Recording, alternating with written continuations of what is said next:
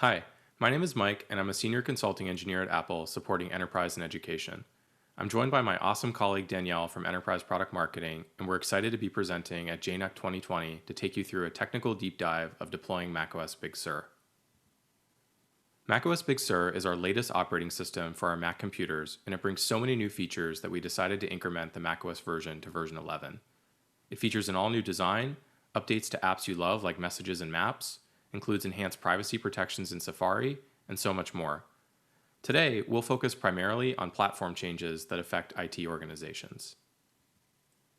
The agenda for today's session is a detailed overview of those platform changes, a deeper focus on our announcement about moving our Mac computers to custom Apple Silicon and the considerations for deployment with that transition, specific workflow guidance including best practices for one-to-one and shared deployments, and then we'll wrap up by covering some programs and resources to help you be successful in your deployments of macOS Big Sur. So let's get started with platform changes. A few years ago, we introduced a new feature that made it super easy to set up Apple TV devices at scale by allowing them to automatically set themselves up simply by connecting power and Ethernet. It's been very successful, and we're bringing it to Mac and macOS Big Sur. Once a device enrollment profile is assigned to the device using MDM and Apple School Manager or Apple Business Manager, simply plug in power, connect Ethernet, and then power it on. You can pre-select language and region using MDM, and all of the setup screens are automatically skipped through. Your network must support DHCP and must not require a client proxy configuration for this to work out of the box. Once the process starts, after about 30 seconds or so of no user interaction, the Mac will quickly reach the login window. Because this workflow is ideal for shared deployments or unattended configurations, it's assumed that user accounts besides the IT admin account that's often created via MDM will either come from a directory service or be provisioned using some additional helper tool. While best targeted at shared or unattended deployments, if you choose to use Auto Advance in a one-to-one deployment, you'll need to consider how the account for the initial user who will use the Mac will be created. Combined with startosinstall, which we'll cover later, Auto Advance can allow for a completely automated and even remote upgrade or reinstall of macOS, fully erasing the disk in the process.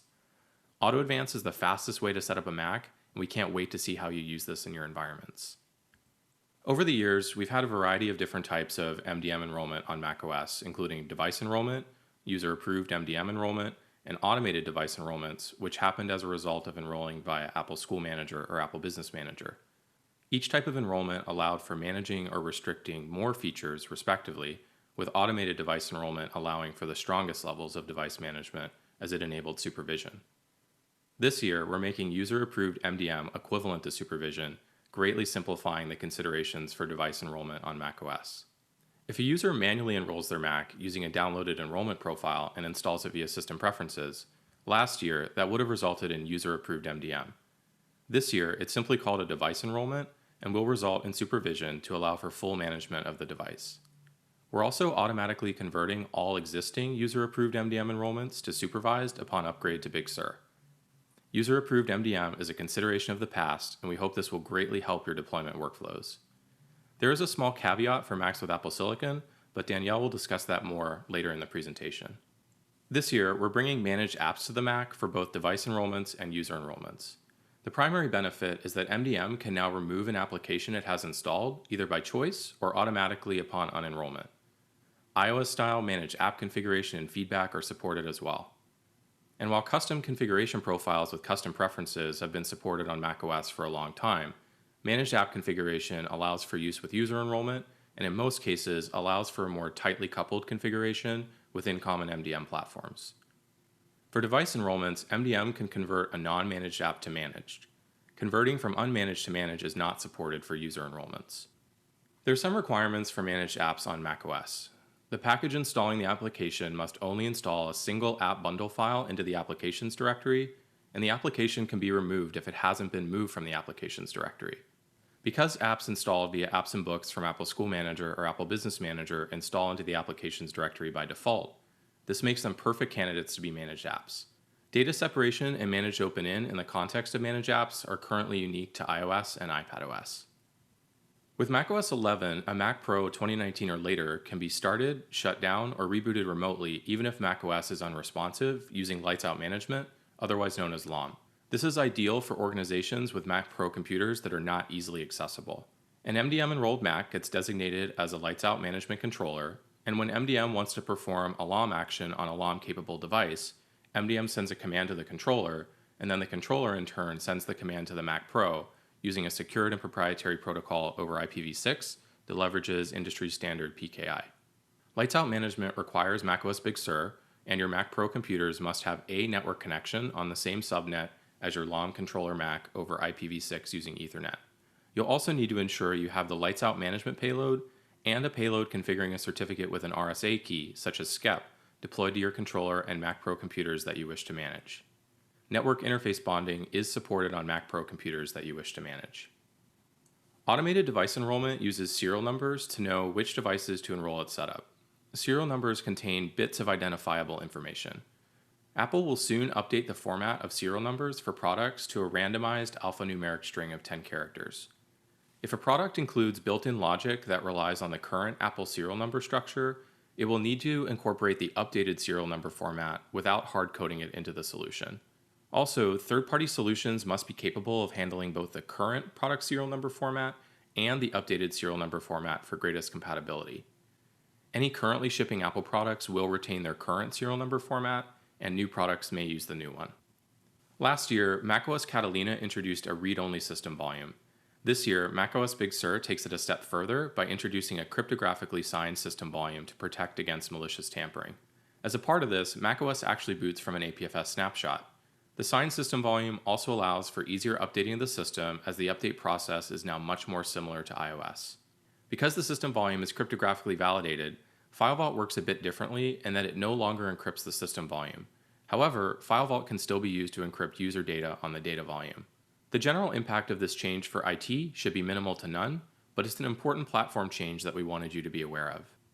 We understand how difficult working with Secure Token has been over the past few years, and while it was made significantly better in macOS Catalina with the introduction of the Bootstrap Token, we're expanding how it can be used in macOS 11 and are hopeful it will be even more useful to your organization. A quick important change to call out is one that was made in macOS 10.15.4 this past spring. If your MDM supports the Bootstrap Token feature and one has not yet been generated by macOS and stored with MDM, macOS will try to generate one and store it anytime any currently Secure Token enabled user logs into the Mac. In most cases, this means that a unique per Mac Bootstrap token should be available for use by Mac computers in your organization. A Bootstrap token enables macOS to grant Secure Token to accounts without needing to authenticate separately with an already Secure Token enabled admin password. Historically, IT would have needed to create complicated workflows to create accounts on the system and then add Secure Token to those accounts. Not anymore, because in macOS 11, a Bootstrap token will grant Secure Token to any user on a supervised Mac by default, including local user accounts. Previously, the automatic granting of Secure Token was restricted to just mobile accounts and the MDM created IT admin account. System extensions, introduced in macOS Catalina, are APIs to allow developers of apps for endpoint security, networking, file providers, and printers and scanners to build apps that are outside of the system kernel. Vendors who use kernel extensions or KEXT can instead use these new system extensions to provide existing and new functionality while keeping the system kernel secure. System extensions are also manageable via MDM, just like how kernel extensions have been able to be handled for a number of years. We want to encourage vendors to use these new system extensions in their products to move out of the kernel and provide a better experience for end users. As IT administrators, we know you use device drivers, file providers, networking, and security apps that require kernel extensions. We encourage you to talk with your vendors about getting them to move to newer versions that are built on system extensions as soon as possible. In some cases, that may mean you need to switch vendors. These newer versions greatly reduce the possibility of kernel panics on Mac computers because they run in user space, as well as reduce the attack surface. Regarding their older equivalents, kernel extensions, new in macOS Big Sur is that when some kernel extensions that should be updated to use system extensions or driver kit are attempted to be loaded, an alert will warn users that the KEXT needs to be updated, and they will not load on macOS Big Sur. There is an exception, however, for KEXT that have been allowed by MDM. This is designed to help support the move to system extensions while also balancing the needs of large organizations. In macOS Big Sur, installing a kernel extension and allowing it to load requires a user-initiated action by an administrator to rebuild the kernel cache. We know many organizations don't allow their users to be administrators, so macOS Big Sur can leverage MDM to restart the device and rebuild the kernel cache instead of relying on a user to be involved in the process.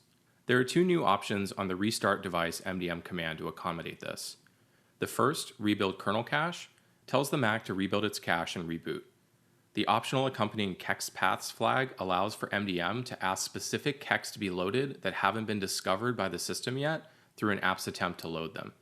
This allows MDM to install an app and load the kex without the user having to launch the app first before the reboot that rebuilds the kernel cache.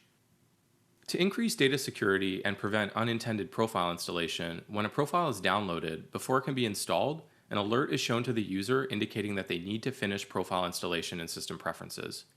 This is similar to what we introduced last year on iOS and is true for both MDM enrollment profiles and configuration profiles. To install a profile or perform a device enrollment into MDM, the user must manually launch System Preferences, navigate to the Profiles Preference pane, and select the profile. At that point, the user will see a window describing what the profile does and can choose to install it or ignore it. If no action is taken by a user roughly 8 minutes or so after the profile is downloaded, the profile is automatically removed from System Preferences. We continue to make security enhancements that impact several command line tools IT teams may be using in deployment workflows. With macOS Big Sur, it's no longer possible to install profiles using the Profiles command line tool. All other features of the tool will remain the same and continue to work as expected. Additionally, the Network Setup command line tool doesn't allow standard user accounts to change network settings without an administrator username and password. Standard user accounts can still turn Wi-Fi on and off, change the Wi-Fi network name or SSID, and read all network settings.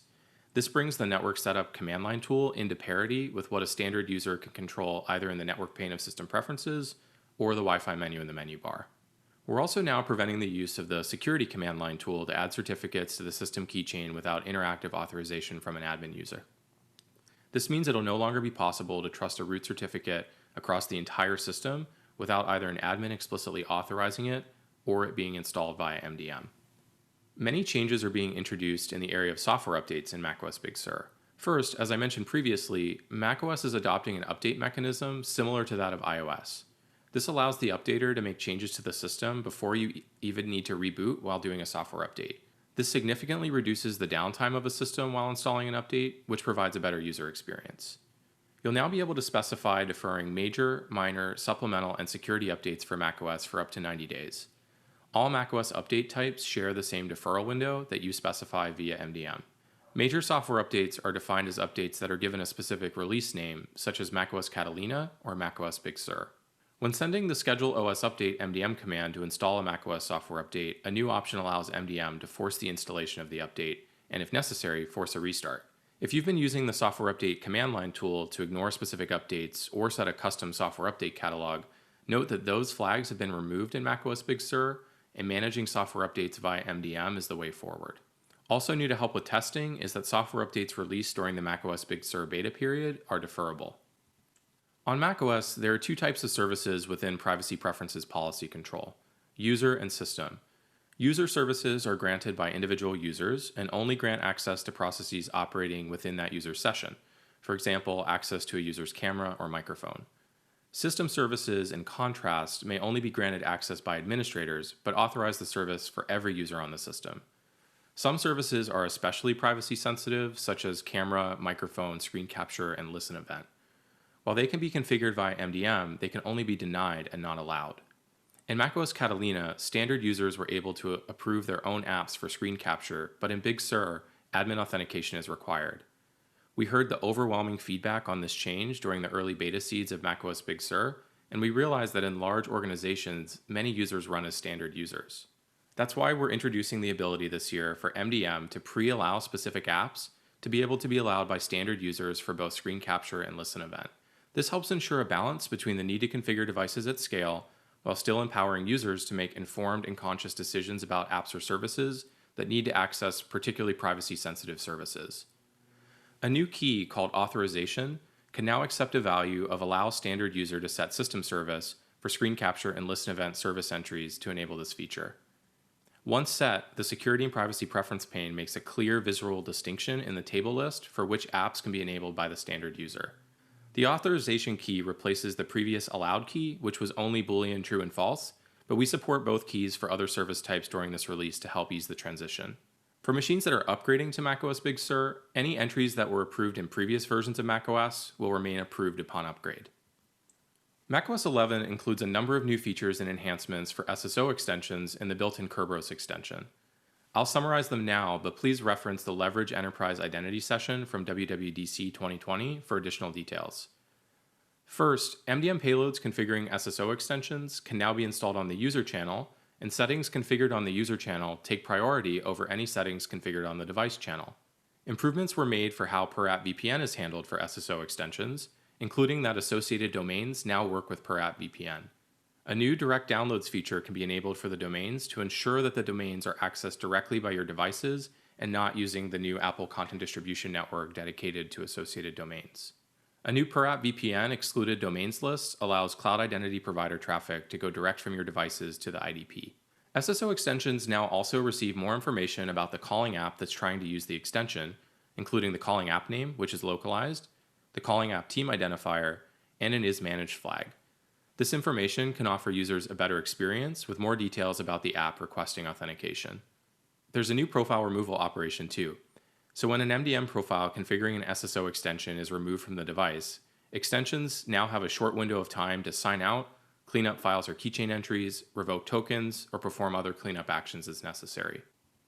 The built-in Kerberos extension also includes a number of new features. If you're not familiar with our built-in Kerberos extension, it offers a way to provide directory connectivity to an on-premise Active Directory environment without actually needing to bind a Mac computer itself to the directory. It offers a number of features like password synchronization and automatic Kerberos ticket management. We built the Kerberos extension into the operating systems last year, and it is the replacement for Enterprise Connect going forward. We now support user channel profile delivery for configuring the Kerberos extension, and this improvement can allow for user-level certificate identities for use with certificate-based Kerberos or PKInit. We also now support configuring the Kerberos extension for app-to-per-app VPN on macOS. The Kerberos menu extra and the app SSO agent must be added to the app-to-per-app VPN payload to take advantage of this improvement. There's now more control for IT over the initial login experience, including a new MDM configuration option to delay the first login prompt, and a new flag on the app SSO command line tool to manually trigger the initial login prompt for when it's most convenient during your deployment process. The menu extra now more accurately represents the state of the extension to the user, and when clicked, provides additional information about the state of the network and the credential. And lastly, the user interface is now customizable too, including the ability to set a custom identity name as well as custom help text. So here's an example of the identity name being customized along with the custom help text. Regarding Enterprise Connect, macOS Big Sur is the last release to support Enterprise Connect.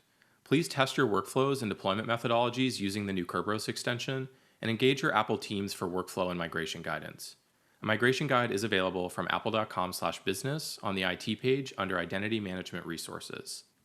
So that's a summary of the important platform changes in Big Sur. There are some additional configuration profile changes that we didn't cover that you can see on the slide, and I'd encourage you to check out the Appleseed for IT release notes and the MDM settings guide for IT for the latest updates. We'll cover both of those resources more at the end of the session. Now I'd like to hand it over to Danielle to discuss the transition to Apple Silicon. Danielle? Thanks, Mike. At WWDC, we announced that the Mac will transition to its own custom silicon. This will give the Mac a new exciting performance as well as powerful new technologies. This change will allow for common architecture across Apple products, making it easier for developers to write and optimize their apps for the entire Apple ecosystem. We plan on shipping our first Mac with Apple Silicon by the end of the year. We will continue to support Intel Mac computers for years to come. There are some important considerations with Apple Silicon in context to deployment and management that you should be aware of. We'll cover those now. A big consideration for the move to the new processing architecture is application compatibility. macOS Big Sur includes technologies that will ensure a smooth and seamless transition to Apple Silicon. Developers can easily convert their existing apps to run on Apple Silicon, and for the first time, developers can make their iOS and iPadOS apps available on the Mac without any modifications. In a future version of macOS Big Sur, MDM will even be able to install iOS and iPadOS apps on Mac computers with Apple Silicon. Using Universal 2 application binaries, developers will be able to easily create a single app that taps into the native power and performance of the new Mac computers with Apple Silicon, while supporting Intel-based Mac computers. With the translation technology of Rosetta 2, users will be able to run most existing Mac apps that haven't been updated yet, including those with plugins. The hypervisor framework allows for virtualization to be possible, including the ability to run Linux. Kernel extensions will need to be recompiled with Apple Silicon if they're needed, but vendors should still adopt system extensions instead going forward.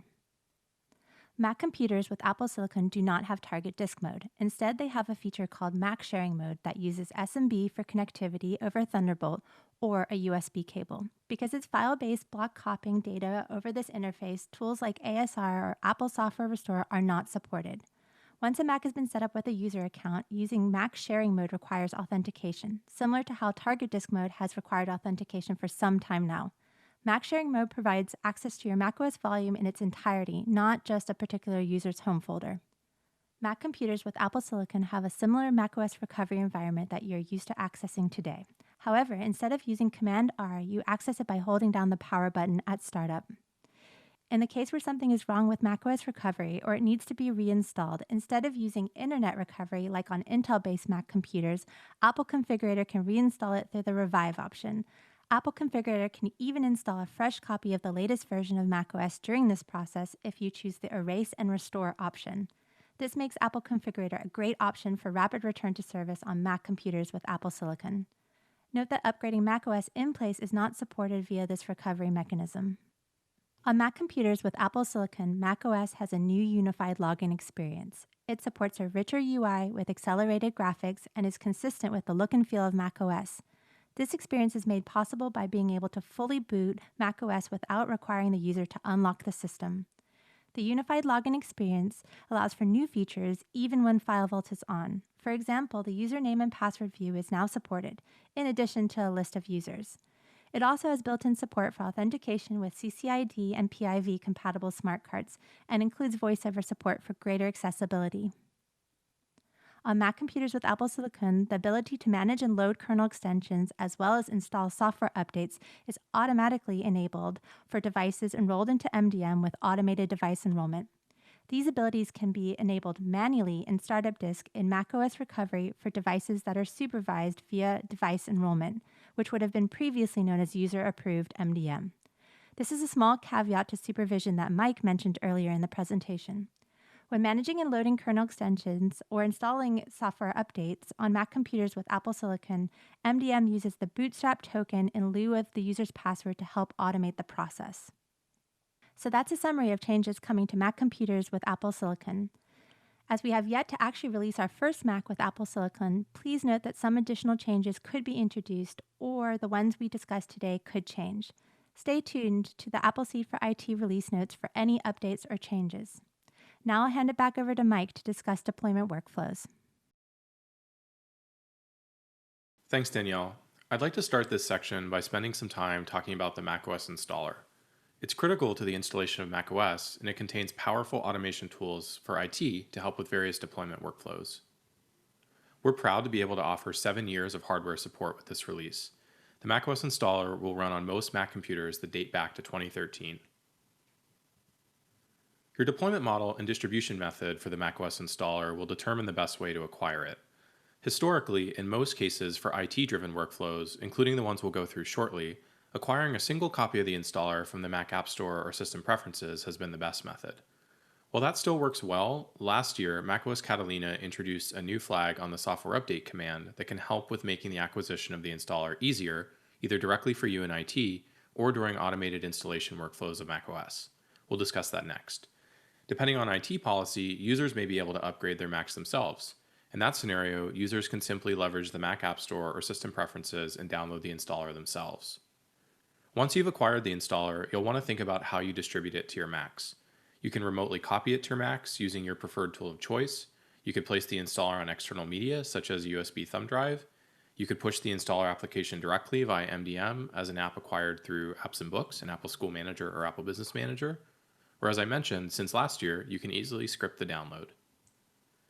The Fetch Full Installer flag on the Software Update command line tool automatically downloads the latest full copy of the macOS installer available in the Software Update catalog. You can also specify a specific version using the Full Installer version flag, assuming that version is still available in the catalog. This is especially useful for downloading the latest versions of previous major versions of macOS. When used with StartOS install, this can enable a completely automated download and installation or reinstallation of macOS. As a quick note, in macOS Catalina, you may need to use the full installer version flag even to acquire the latest installer. Once you have a copy of the macOS installer, there are many ways to actually start the installation of macOS Big Sur. Having many choices enables a lot of flexibility and many different workflows. In this next section, we'll go through all of the methods that you see on the slide to start the installation of macOS. Let's start with the MDM command. Starting the installation of macOS Big Sur via an MDM command is a great choice for in-place upgrades, and it can happen in a completely unattended way. Installing a major macOS upgrade like Big Sur in this way is a part of the normal MDM-driven software update management feature. This means you don't even have to download the macOS installer in advance, as it's automatically downloaded when you initiate the upgrade via MDM. If a user is logged in when this process is initiated, they will see a notification in Notification Center telling them that an administrator has requested a critical update be installed, and it asks them to restart. If no one is logged in, this process happens automatically. This makes this method a great choice for in-place upgrades of macOS in a lab environment. This method also leverages content caching to help reduce bandwidth utilization on your network. A common method used by IT to initiate the installation of macOS is a tool called startosinstall. This tool is located inside the macOS installer's Contents and Resources folder. You can run the command with -H to view usage information. startosinstall allows for automated workflows via scripting, and the tool has a number of flags to make it a powerful tool for upgrading or reinstalling macOS. One of those flags is erase install. This flag is useful for reinstalling macOS to a clean state. It creates a new volume in the APFS container, installs macOS to it, restarts, and then removes all the other volumes in the same container, including your previous boot volume. If you want to preserve those other volumes, you can use the preserve container flag. The end result is that you have a clean installation of macOS as if you had manually erased the drive first using disk utility. Another powerful flag is install package. This flag enables you to have the macOS installer install any number of packages for you after the installation of macOS finishes. If you need to install more than one package, just pass multiple install package flags onto the command, each with a path to a different package. If you combined erase install and install package, you could take a machine that was recently handed back into your help desk and reinstall macOS and any other packaged applications, and it would be ready to hand out to a new user. macOS Catalina and macOS Big Sur installs all packages passed to the command line with the install package flag in the order in which they are passed to the command. There's another command line tool inside of the installer called createinstallmedia that allows you to create a bootable installer for use with installing macOS. You can run it with the -H option to get usage information. This tool is helpful if you have many machines you want to upgrade and have limited network resources. Using the installer on external media has a minimal network impact during installation, as nearly all of the files necessary for installing macOS are located on the external media itself. There's a flag on this tool called Download Assets, which will pre-download Apple T2 security chip firmware used during the macOS installation on Mac computers with the Apple T2 security chip. Note that internet connectivity is still required on the Mac when installing, even when using that flag, as the operating system on Mac computers with the Apple T2 security chip still needs to be personalized for that hardware during install, which does require connectivity to Apple servers. Note that while booting from external media is disallowed by default on Macs with the Apple T2 security chip, it can optionally be enabled, or the installer can be run from the local macOS recovery environment. An important callout specifically in the context of Apple Silicon is that external media-based installers and tools will work differently than on Intel-based Macs. Macs with Apple Silicon can only run tools in macOS recovery that are included within the recovery environment itself. This means that attempting to run third-party code within the macOS recovery environment is not possible, and that tools that rely on content, scripts, or apps that reside on external media may either no longer function or behave differently than on Intel-based Macs. It's important to test your deployment tools and processes once we ship our first Mac with Apple Silicon. We do plan to support installers built using createinstallmedia on Mac computers with Apple Silicon. They'll be able to be selected from the macOS recovery environment to be used to install macOS. Using recovery is another option to install macOS Big Sur. There are three forms of recovery: the one local to an Intel-based Mac, which is the macOS recovery partition, internet recovery for Intel-based Macs, and the macOS recovery along with Apple Configurator for Apple Silicon. For Intel-based Mac computers, you can boot to the local macOS recovery partition by pressing Command-R at boot time, and that allows you to reinstall the latest version of macOS that was already installed on your Mac. Internet recovery for Intel-based Mac computers, which is similar to macOS recovery but is handled over the network by booting to servers in Apple's cloud, is available even when something may be wrong with the local recovery partition on the Mac. There are several different boot keys for internet recovery, but the most commonly used is Option Command R, which installs the latest possible version of macOS. When using recovery, either local or internet recovery, you can optionally use disk utility to manually erase the hard drive before installing. Note that booting to the latest version of macOS and internet recovery on Macs with the Apple T2 security chip is dependent on the firmware version of the chip at the time you try to boot to internet recovery. You can update it if necessary to boot to a later version of macOS by updating the Apple T2 security chip firmware in DFU mode using Apple Configurator. Danielle discussed the new macOS recovery environment and features in Apple Configurator for Mac computers with Apple Silicon earlier, so I won't cover those again here. Finally, if allowed, users can also install macOS Big Sur on their own using the Install Assistant from the Mac App Store or System Preferences. This is the same experience as consumers at home and provides users with a graphical walkthrough of the installation steps. It does require administrative privileges to begin the installation. Now that we've covered ways to install macOS, I'll turn it back over to Danielle to quickly cover some best practices for specific workflows, including for both one-to-one and shared deployments. Thanks, Mike. Let's start with initial deployment. For initial deployments of Mac computers in a one-to-one environment, the best practice for both users and IT is to leverage an out-of-the-box workflow that uses MDM and automated device enrollment as part of Apple Business Manager or Apple School Manager. Automated device enrollment enables device supervision and enables kernel extension management and software update installation capabilities on Mac computers with Apple Silicon. It also allows IT to customize and streamline the setup experience for their users by enabling the ability to skip any of the common setup screens that would normally be seen during a customer setup of the device. During the initial device setup, MDM can hold devices in the Setup Assistant until they're configured with the most critical apps and configurations necessary for first-time use. We encourage all organizations to use local accounts whenever possible for one-to-one deployments. For more information on why, take a look at the Leveraging Enterprise Identity session from WWDC 2020. For shared environments, we also recommend that you use automated device enrollment for all the same reasons. Using the new Auto Advance feature allows for a truly zero-touch setup and is incredibly powerful when combined with the StartOS install that Mike discussed earlier. Because multiple users are using the Mac, a directory service or identity provider helper tool often provides the access to accounts.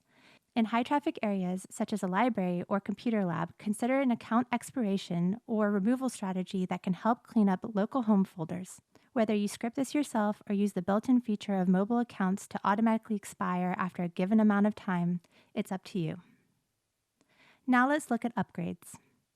When upgrading to macOS Big Sur, you can leverage one or many of the ways Mike covered when he discussed the macOS installer, including sending an MDM command, the command line startOS install tool, external media, internet recovery, or even manually via the Install Assistant. Ultimately, it'll be up to you to decide which option or options work best for your environment, but there are many available to accommodate for different situations and workflows. Whether to upgrade in place or erase an upgrade is also up to you, with the exception of the MDM command, which can only upgrade in place. Finally, let's take a look to return to service. This is often a really important workflow for education and enterprise. For education, it's often during summertime when devices are refreshed for the next school year, and for enterprise, it's usually a more ongoing process.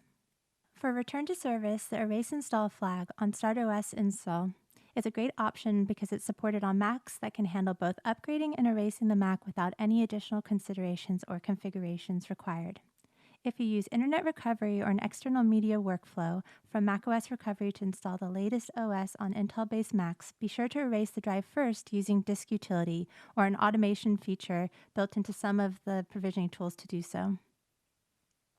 For Mac computers with Apple Silicon, you can use Apple Configurator to erase and install the latest version of macOS. So that's a summary of deployment workflows, including the best practices for both one-to-one and shared deployments, and recommendations for initial deployment, upgrading, and return to service.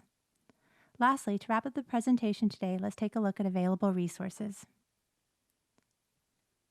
Here's a list of Apple support articles related to the topics that we discussed during the presentation. While primarily intended for MDM developers, the MDM developer documentation is also an incredibly helpful and thorough resource that's available to IT for helping to understand how MDM works at the protocol level. The Mobile Device Management Settings Reference Guide is a technical document available online at the URL shown. You can review this resource for more information about payloads available from MDM to help you configure your devices in your environment. This reference guide also includes information about whether or not a payload can be combined with another and which specific platform any given payload is applicable to. The deployment reference for Mac is a technical document available at the URL shown. You can review this resource for a technical deep dive on the topics we covered today. All Mac security information is available on the Apple Platform Security site. This documentation now lists all software, hardware, and service features across platforms and includes new information around macOS security that was not previously published. The AppleCare Professional Support website hosts program information for each of the AppleCare OS support offerings for IT departments and IT help desks. AppleCare OS support provides various levels of support for integration for Apple devices into your enterprise or education environment, including wireless network, directory integration, command line tool usage, and Apple services like Apple School Manager and Apple Business Manager. If you're interested in testing new Apple software, any non-student managed Apple ID from Apple School Manager or Apple Business Manager can participate in our Apple Seed for IT program. We mentioned Apple Seed for IT several times throughout this presentation. This program allows you to get access to pre-release Apple software for testing in your environment, including detailed test plans, and puts your feedback into a dedicated queue for filing feedback where issues and enhancements are reviewed by a team focused on education and enterprise. The release notes are also targeted at education and enterprise, which also allows us to highlight any impactful changes or issues in the operating systems for organizations. New this year, we've added the ability to more easily track feedback filed by everyone within your organization by introducing teams. You can easily reassign feedback to other colleagues to be able to more quickly provide responses to Apple when additional information is requested. We've also made it easier to capture diagnostic information from multiple devices as long as they're logged into the same iCloud account using a feature called multi-device diagnostics. This is especially helpful when filing feedback on services that often require logs from multiple devices, such as continuity or AirDrop. We hope this presentation was helpful to your organization, and thanks for listening. There are a number of other Apple sessions available. We hope you enjoy all the other great content from JNUC 2020. Thank you.